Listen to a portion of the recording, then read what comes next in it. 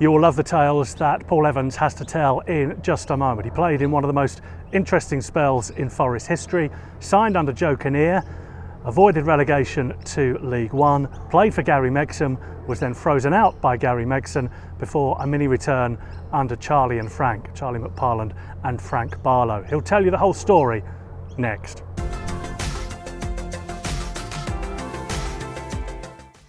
Paul, lovely to see you again.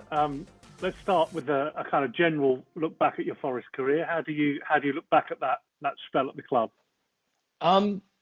Good. The first year the first season and a bit was really good. I really enjoyed it, and the last season personal was terrible because I didn't play a single minute. So, but no, it's always a great honour when I play for Forest. Such a massive club, the history, tradition, and everything, and I don't think you actually realise how big it is until you play for the club. And as I say, no, it's fun times. I loved it. I just wish I could have played a lot longer there and been given the opportunity to. We'll come on to that in a sec. How did you get to the club in the first place? Because it was under Joe Kinnear, and I was reading it was like 25 grand or something, which is nothing for a player. Loads of money, isn't it? Well, I was at Bradford at the time, and Bradford, I think we deferred our wages. I think it was 30% for a few months. Then we got that back, and then it was 50%. And it was weird because I was on the way. We had a game on a Tuesday night v Watford, and I went in. I was practicing my free kicks in the morning, and I just got a phone call from my agent saying, "Are you playing tonight?" And I was like, "Yeah." And he was like, "Okay." He said, Forest are going to come and watch you, and they're going to come and bid for you." I was like, "Okay." There was a clause in the contract because there was a lot of other stuff that went on during the summer before that if somebody bid over £100,000, then I was entitled to go anyway. So I played the game that night. I scored against Watford. Day off the next day, so I go in on the Thursday, and I'm trying to catch Brian Robson's eyes. So like, have you got something to say to me? And everything just carried on for another week or so. So I was a bit gutted, to tell you the truth. And then funnily enough, I think it was about 4:30 on deadline day, the old deadline day, which used to be in March. I got a phone call from the agent. He said, "You best get down to Bradford quick. They've agreed everything now. You can go. You're going to go on loan, but you'll sign the permanent deal in the morning." So I raced to the ground in Bradford, and I think we actually signed it, and it might have been a minute or two past 5, and they were like, "Don't worry, we'll just blame the fax machine." And then we waited. Yeah, that's how old again I go. And then it was I waited. I think I waited 20 minutes, half an hour. They got the thumbs up, got my boots, come home, and then went to Nottingham and trained the next day. And I think on the Saturday we played Crewe Alexandra. I made my debut, me and Paul Gerrard. We both signed on the same day. And we won 2-0, and I really enjoyed the end of that season. I think we had a really good run at the end of that season.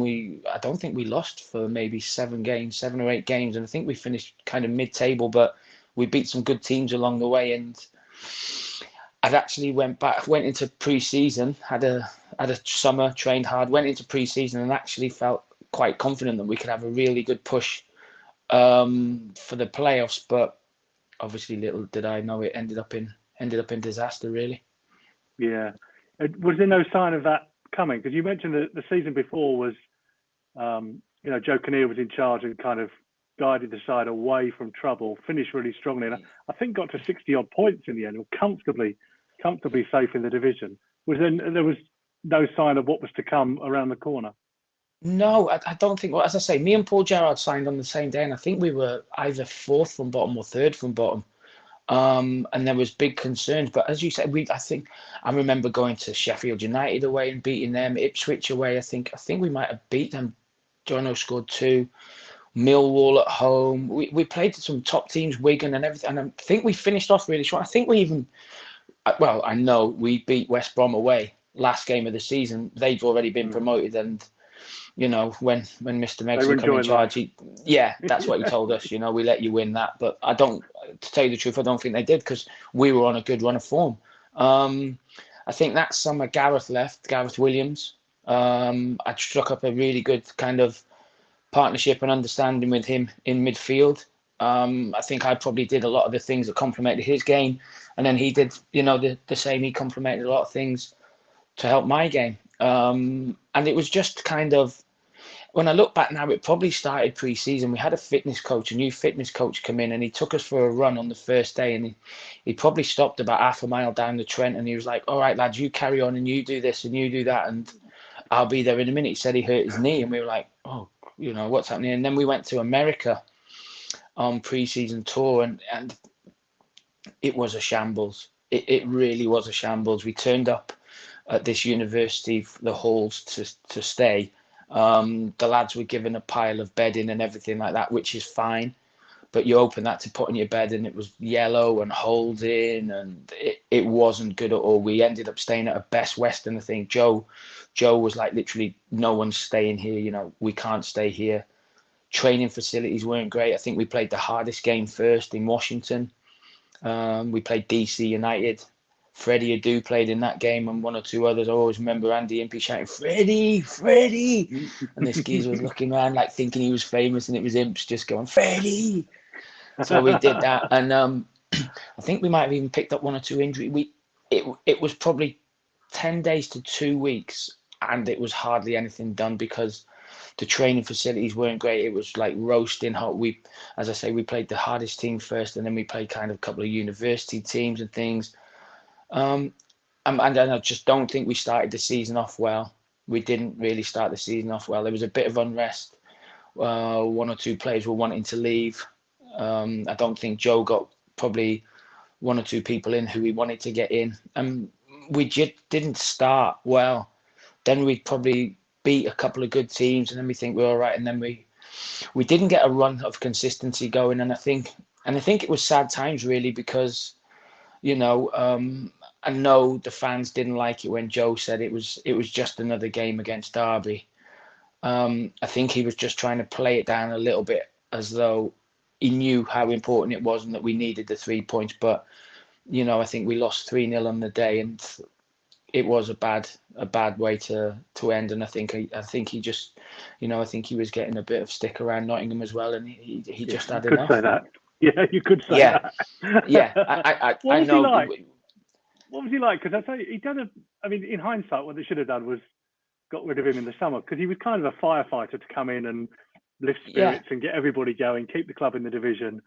And I think the plan was always to move him on in the summer, having done his job. But he did so well that it would have been outrageous if they got rid of him in the summer.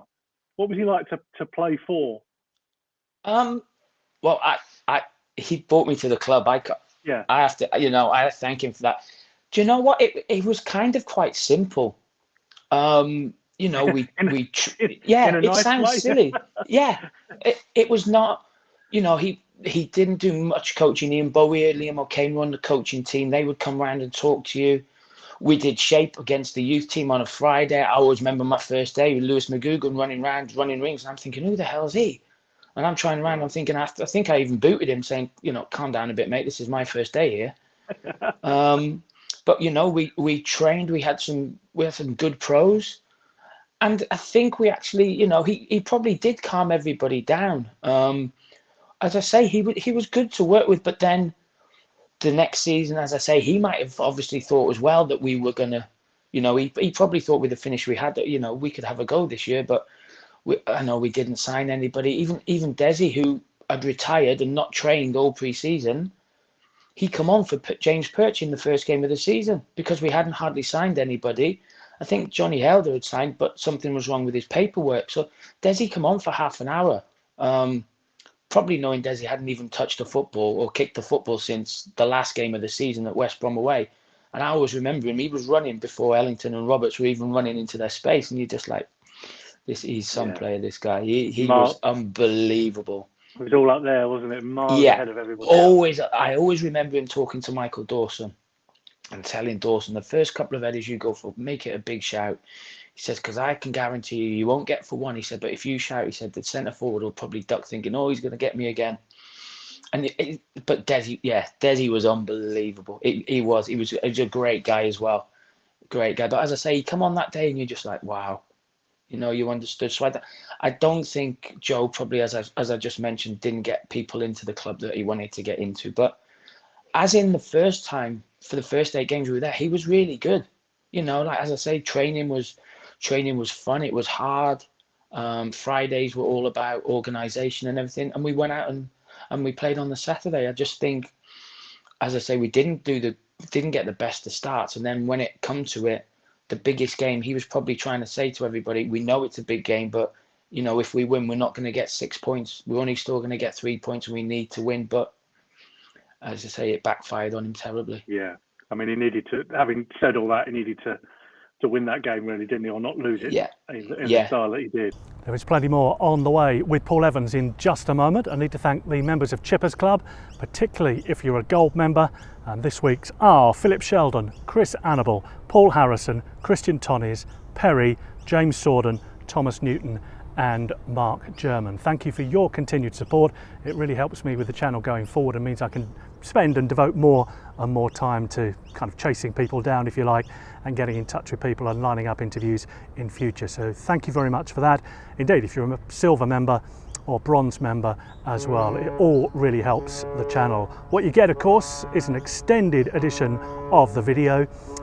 You also get to see it early.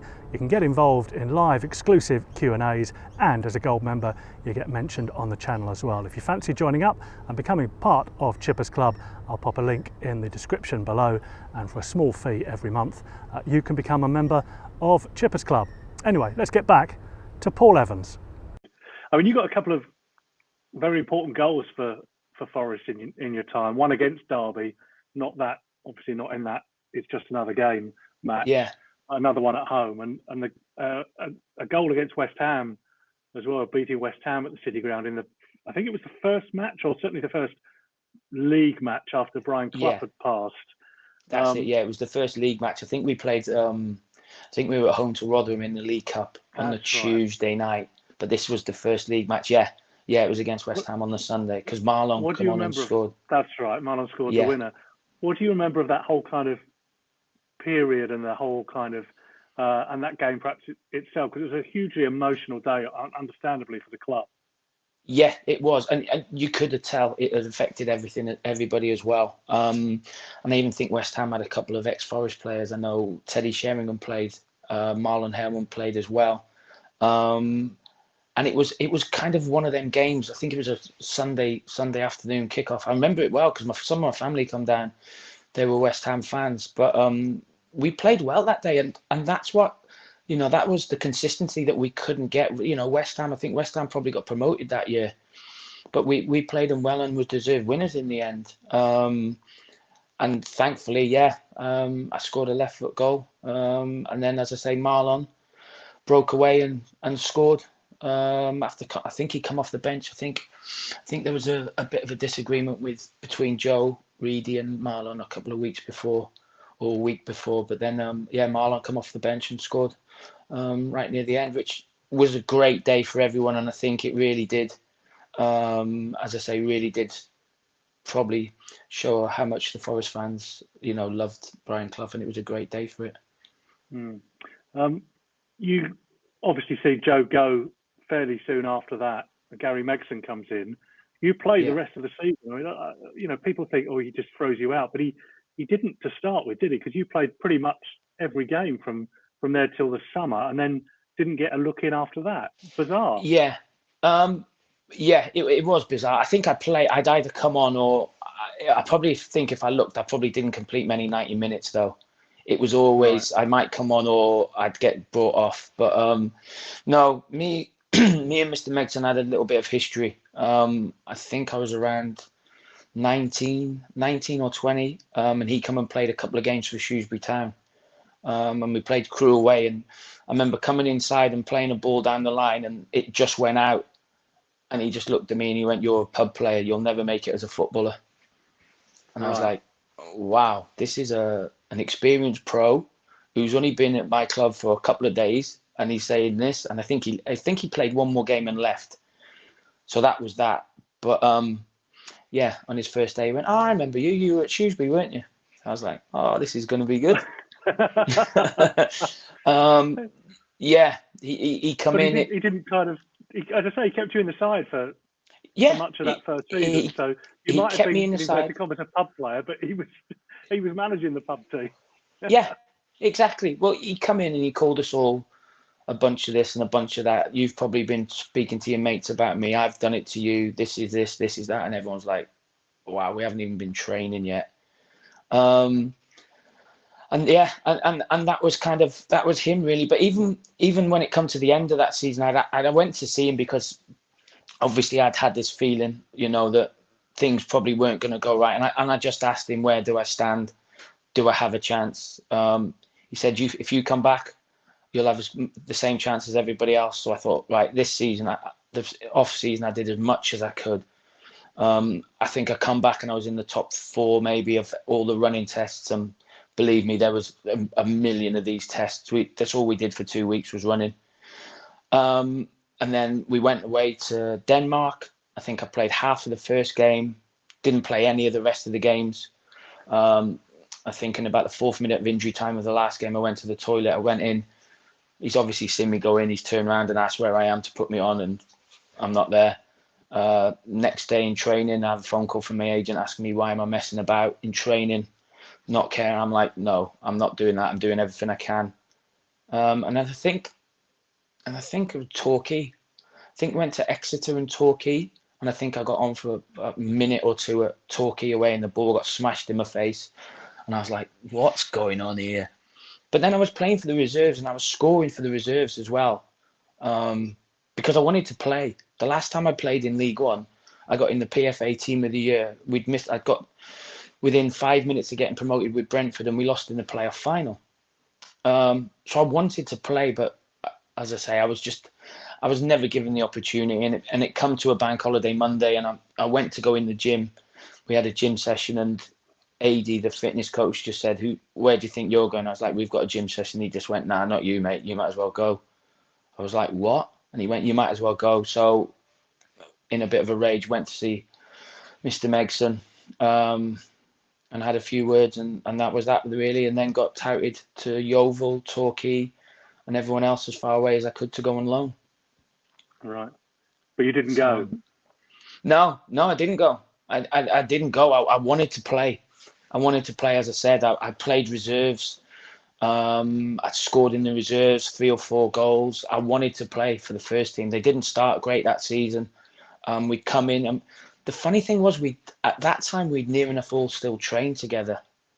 So in training, you're trying the hardest, but still nothing had happened. And then I think we were training the one day, and Adam Nowland, do you remember him? Yeah, Adam Nowland? come from Wimbledon, didn't he? Yeah, Joe signed from Wimbledon. From West Ham, yeah. He went from Wimbledon to West Ham. That's right. Ads will probably laugh and say that no, he didn't train the best or didn't try the best, and then all of a sudden he gets called away from Chaz, Ian McParland says, oh, you've got to go, and he had to move to Preston. So I think there was about 3 or 4 of us, and we're like, oh, what's going on now? But yeah, even like that, if we were training 3 or 4 or 5 of us away with some young lads, they'd use a fitness coach and stuff to go in and join in if someone dropped out. And it just got to the stage where I was trying everything. Game day, wasn't allowed to come to the games, was told to come in the morning, got run around the pitch, and then 9:30, 10 o'clock come, they're like, right, you might as well go now. You don't need to go. You don't need to be here this afternoon. I'm like, I want to stay for the game. No, you best go. Don't want any aggravation. So Mick at that time, Mick Hartford, who'd come in with Joe Kinnear, he was manager of Rotherham. So I just said to Mick, I phoned Mick and said, Mick, is it possible I can come and train with you? And he was like, what do you mean? So I told him my situation. He went, you can come fine. He said, but we have no money. We won't be able to sign you on loan. I was like, I just want to train. I said, I just want to train. I can't carry on coming in, getting a phone call at 8 o'clock, 9 o'clock the night before saying, or a message saying, oh, take the day off tomorrow, you won't be needed, and this and that's how it come. That's how it come. So and I went to Rotherham. That's all kind of designed to kind of obviously make you feel unwelcome and try and move you on effectively, so you would instigate a move, presumably. Instigate a move, or you don't know, it might be then, because I wouldn't have trained or anything, and then if you did play, I wouldn't have been fit to, I would have been fit to play, but obviously not match fit or anything like that. So if you play a game and you're rubbish, he's like, there you go. He didn't like Larry things. He was all like that. So I bought myself a pair of white Predator boots, Right. white and gold. And I was like, even the physio, I was like, I'm going to wear them. I said, if it gets to him, I don't care. I said, he's got to me. I said, these are going to make me laugh and get me a little bit. When I put them on, I'm going to, laugh. So I put them on first training bit when I went, and all I could hear him is, who does he fucking think he is, that little? I was like that. I was just laughing at the physio. I was like, got him. But then he didn't, I think, am I right in saying January, February time when they played Oldham away? That was probably his last game. Yeah, right.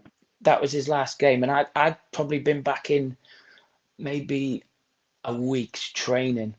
But I'll never forget when they come in the dressing room on I think that might have been a Wednesday night, and it was a Thursday or something, and the atmosphere in the whole club changed. And I mean the whole club as well. You still didn't really get much of a chance, did you, with Charlie and Frank? I mean, in terms of playing first team football? No, I didn't, but that was because they did such a good job and the team was winning. Because I think the team was down the bottom and then nearly made the playoffs. Yeah. So, but Charlie and Frank brought me back involved straight away. I was back involved. I was training. I think a week or so later, I actually played 45 minutes in a reserve game, which was 12 weeks to the day of my operation. So I was like, this surgeon, he's brilliant.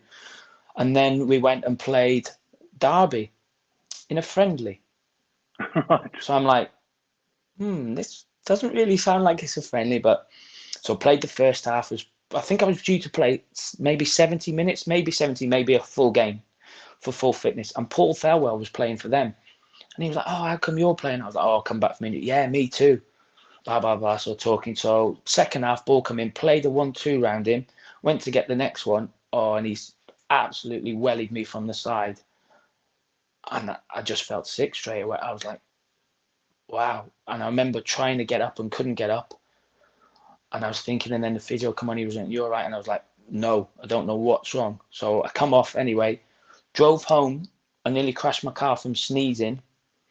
I was in loads of pain. I had a scan the next day, and I'd popped a muscle just round by my hip bone, and it'd hit me that hard that it actually split. So I was like, oh, this is great. I've just been out for like 12 weeks, and I was out for another 2 or 3 weeks. So I didn't really have the chance to get back in the team. But then I think I might have played 5 or 6 reserve games at the end of the season. Right. Just with the young lads. John Pemberton was manager then. But again, he was like, no, you don't have to play. I was like, no, I do have to play because I have to prove that I'm fit enough to play football next year. I'm not going to get a contract at Forest now. I'm not silly. I'm not played a game all season. I'm not going to get a contract. There'll be a new manager coming in because I don't think Frank and Charlie were ever going to be full-time managers. But they were great with me. They were great with me. I was involved all the time. If the team played away, they were like, look, we're not going to take you. We're not going to make you travel or anything. Home games, we were there. I remember speaking to you pitch side, a couple of the games at the end of the season. And you were like, you even got a mention in the press conference the other day because I remember. Yeah, because it was that's how he worked with a lot of us. If you were out of sight, you were out of mind. Yeah. That's why we weren't allowed to the games on a Saturday, because if the fans seen you, they'd ask, why aren't you playing? If one of us said, if we weren't allowed near the game, then it's out of sight, out of mind, and it was the worst year of my football career. Definitely. There's no other words. Yeah. Given with all due respect to the other clubs you played for, this was kind of your chance at not necessarily the big time, but it would be the biggest club you played for. Definitely, it was. There was no doubt about that. That's what I said to Brian Robson. I meant to see him. I said, look, I know they bid for me, but he's like, I can't let you go. I'm like, it's my chance to play for Nottingham Forest. It's the biggest club I'll ever get to play for. I used to get kind of butterflies in my stomach when I was driving over the Trent Bridge on match days. Sometimes even training, but match days, it was amazing, the feeling. And as I say, I was quite lucky because we won the first game I played. And then we didn't do bad that season, but it was the best club that I've played for by an absolute mile. And I've even gone back a month or two ago, and there's still stewards, there's still people who work there, and you talk to them, and it's just like, this is how a proper football club is. Proper football club. You go back, you speak to the stewards, the tunnel guy. One of them wasn't there. and I've asked where he is. Oh, he retired. Okay, send him my best when you see him, and they will do. It's that kind of a club. But the football club, I loved it playing there. It was brilliant. It really was. And I played with some good players as well. Paul, it's really good to catch up. Thank you so much for your time. Really appreciate it. And some lovely memories of, I know it wasn't always great fun, but, you know, some lovely forget the bad memories. ones. The good ones take them over. Absolutely right. Exactly. Thanks, Paul. All the best, mate. No Take problem. care. Thanks, Rob. See you now. Bye-bye.